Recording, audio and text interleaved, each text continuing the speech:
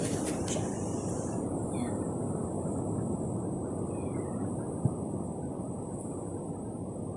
po. So, nandito kami sa dagat. Ulog ng iba't ibang mutya.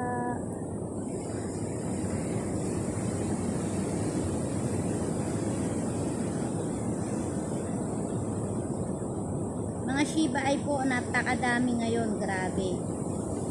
Sobrang dami kaming nakuha ng Shiba ay. Pinupulot po namin isa-isa. Ayan o, ganyan sila kalalaki na pinupulot namin isa-isa.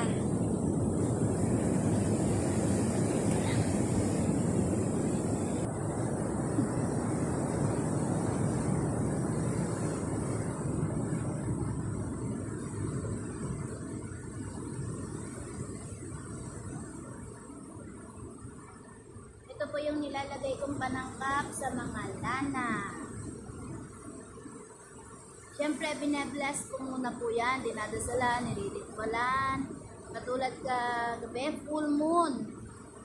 I-recharge ko muna po. Bukod sa taglay nilang kakayanan, amin pa po itong dinadagdagan ng mga positive energy para mas lalong maging mas malakas, mas mabisa ang aking mga lana. Yan.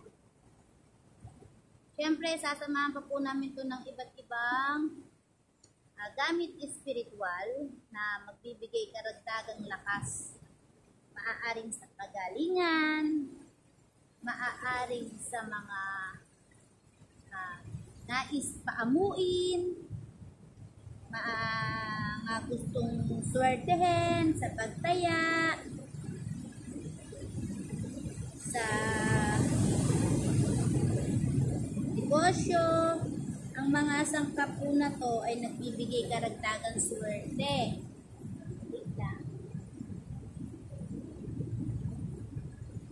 So yan, ang dami na po namin nakuha. Ang dami na po namin nakuha.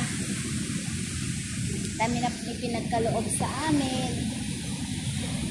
Pero syempre, kailangan pa din namin kuhanin. Eto kasi sayang, diba? Sayang sila. Bibihirang panahon po ang maglabas ang karagatan ng napakarami bayuko o bayugo o Shiba ay na pinaniniwala ang pangtaboy ng malas, pangontra sa mga bad spirit, pangpatalino, panghipnotismo, gamitin lamang sa panghimok. Sa tamang paraan po, hindi yung masamang gawain.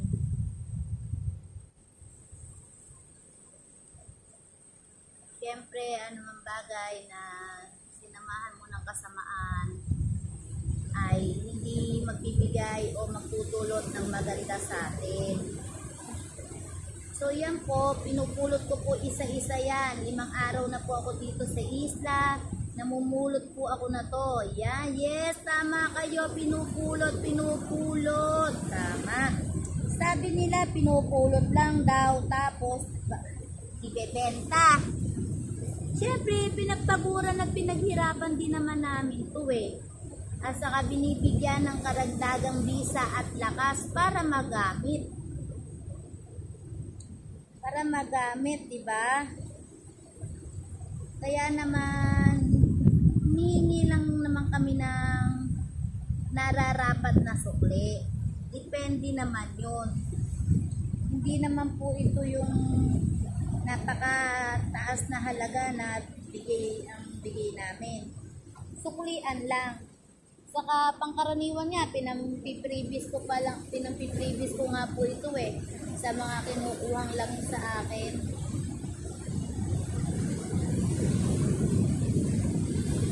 Ito nyo naman po, isa-isang pupulutin yan. Isa-isa sa, ngayon malilim pa dito, mamaya mainit na po dito. Okay lang masunog ang balat ko. Walang problema po doon.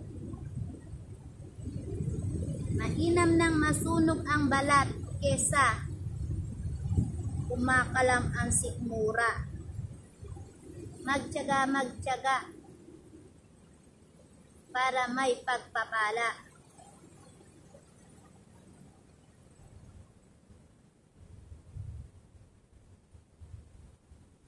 Diba guys?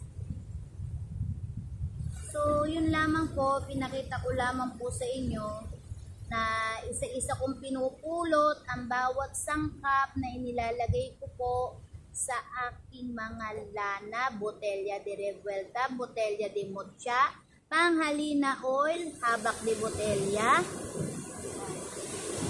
botelya de cabal, yan. Akin pong kinukuha, personal po akong nanguha ng mga gamit. O, minsan po sa Mount Banahaw, umaakyat kami para sa iba't ibang mahihiwagang kahoy na panangkap sa aking mga lana. Siyempre at saka ang mga ligaw na damo na mayroong malalakas na bisa din. Lahat yan pinagsasama-sama ko po para maging malakas at mahusay ang aking lana. Para maraming mapagaling, maraming matulungan, maraming mabigyan ng swerte o positive energy. Pampaamo, pampasuko, pangontra, pangdepensa, pangadya sa anumang sakuna. Kaya po sa mga nagnanais o magnanais, chat nyo lamang po ako, Ria Parulan po ang Facebook account ko, pangontra ang at mutya ang aking page. Panghalina, pangdepensa mula sa kalikasan, pangontra at anting, panghalina at mutya mula sa mga diwata. Yan guys po ang aking page. Siyempre po, Lazada ko po, Ria Parulan or Princess si Cream po. Yan, pabisit naman po ng aking Lazada shop. At mag-usi-usisa po kayo doon. Siyempre po sa mga nais mag-avail, huwag niyo po akong kalimutan. PM me, Ria Parulan. God bless you everyone. Thank you. Pa-subscribe na rin po sa aking YouTube account, Ria Parulan. Pinutin lang po ang notification bell para po lagi po kayong updated sa aking mga upload. Thank you. God bless you.